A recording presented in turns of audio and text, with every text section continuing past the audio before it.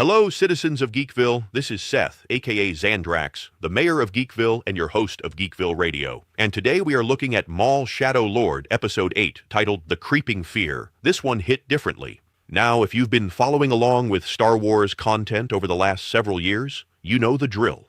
The sequel trilogy left a lot of people cold. The live-action Disney Plus shows have been a mixed bag, to put it charitably. Some of them feel like they were written by someone who watched Star Wars once and took notes on a napkin. But the animation side? The animation side has been quietly doing the heavy lifting. The Clone Wars, Bad Batch, Tales of the Jedi, these shows consistently deliver the kind of storytelling that reminds you why you fell in love with this galaxy in the first place. And Maul Shadow Lord is definitely in that category. Episode 8 gives us something a little different from what we've come to expect. It's a more introspective episode. And if you've been watching for the action beats, don't worry, those are here too. But the soul of this episode is something more complicated. We get a real look inside Maul's head, who he is, what Sidious made him into, and what all of that cost him.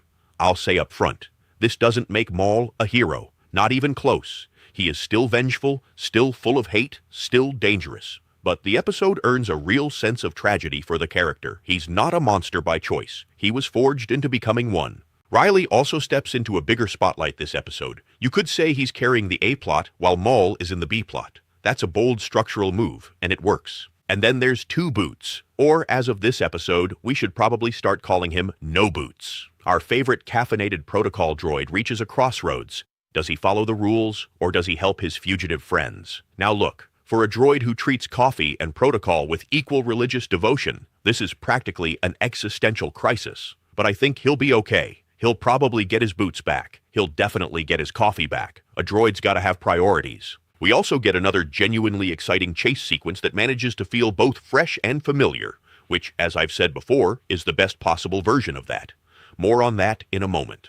Alright, from here on out, we are in full spoiler territory. If you haven't seen Episode 8 yet, go watch it, come back, and we'll dig in. You've been warned. So the episode opens with a slight animation shift from what we saw at the end of last week. And we now see clearly that Maul ran immediately after bringing that cave down. No dramatic pause, no final look. He was gone. Meanwhile, the Inquisitors dragged themselves up out of the rubble, almost like Jake and Elwood, minus the nonchalance, and make their way to an Imperial gunship, all while Spybot watches.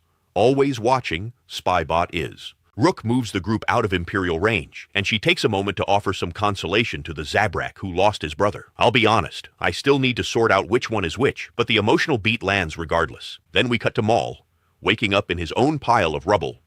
And here's where the episode really starts to get under your skin. He sees his reflection in a puddle of water, and it shifts. His face morphs into his child self, with less black on the skin and more red, and the implication is clear. The black markings aren't natural. They're tattoos, placed on a child. He hisses at his own reflection. I hate you. It's a quietly devastating moment, and a brilliant piece of visual storytelling.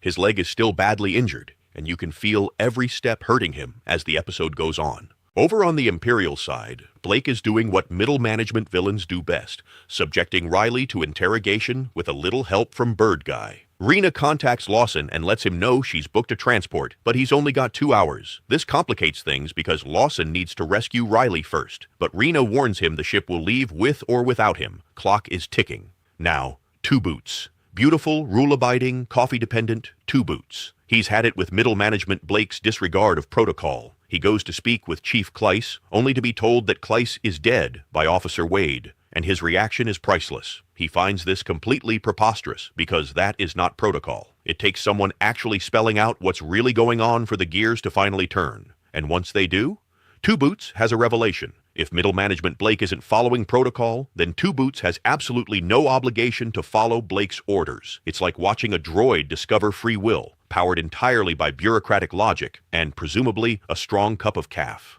Lawson contacts Two Boots, and this time he actually picks up. Lawson offers a bargain to save Rylee. He will turn himself in if Two Boots will bring Rylee out.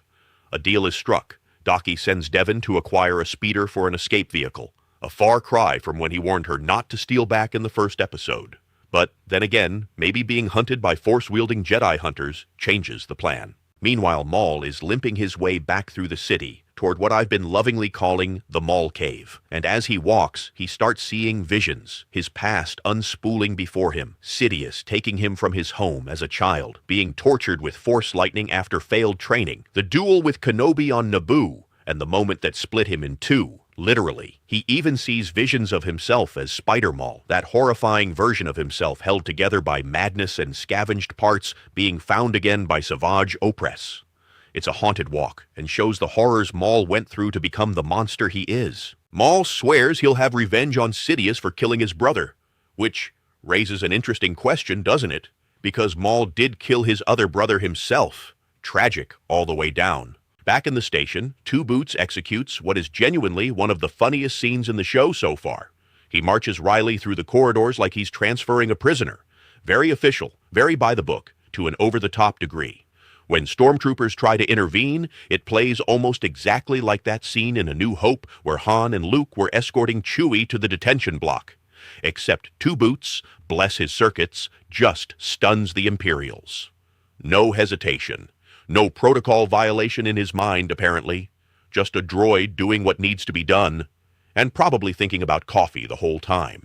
Rylee finds a speeder, takes out the owners, and zips away. The escape plan is on. Lawson meets up with Two Boots. The group reunites with Rylee, and Lawson tries to make good on his word to turn himself in. Then more stormtroopers show up. Two Boots looks at the situation, looks at the deal, and decides, deal's off. They all run into Devon's stolen speeder. And this brings us to the chase scene. Now, if you remember the gunship chase through the skies of Janix from earlier this season, think of this as the street-level version, the car chase to that aerial sequence. Fast, kinetic, fun. But then the show sprinkles something extra on top. The Empire sends in speeder bikes, and when those speeder bikes appear, so do those sounds.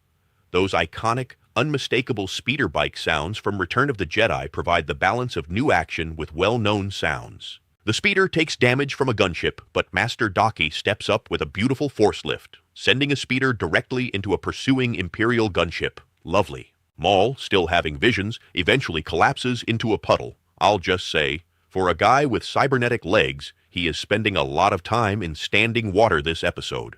I'm no mechanic, but that seems like it should be a problem. He eventually pulls himself together and finds his way back to what remains of his crew. As for the heroes, they go to meet with Rena, but the Jedi are already suspicious. When Lawson calls her to check in, something's off in her response. She's been compromised. We do see middle management Blake with that arrogant smirk of his, confirming that the rendezvous was indeed a setup. The elevator opens, and it's empty. The heroes manage to cut through the top. Rena moves fast. She guns down the Imperials around her, nearly puts a shot into middle management Blake, and then decides something better. She shoots the engine of an Imperial gunship instead. It explodes. Blake is presumably caught in the blast. I'll say presumably, because we didn't get a confirmed body, and Star Wars has a complicated relationship with confirmed bodies. Maul reunites with the remains of his crew in the Maul Cave. The group heads to Demas's office to lay low, and then a call comes in for Vario from Crimson Dawn. The episode ends with Vario telling Maul they'll be meeting with Crimson Dawn, and with Dryden Voss. Oh, it's getting good. So let's talk predictions. First, will we actually see Dryden Voss in the flesh? And if so, will Paul Bettany reprise the role?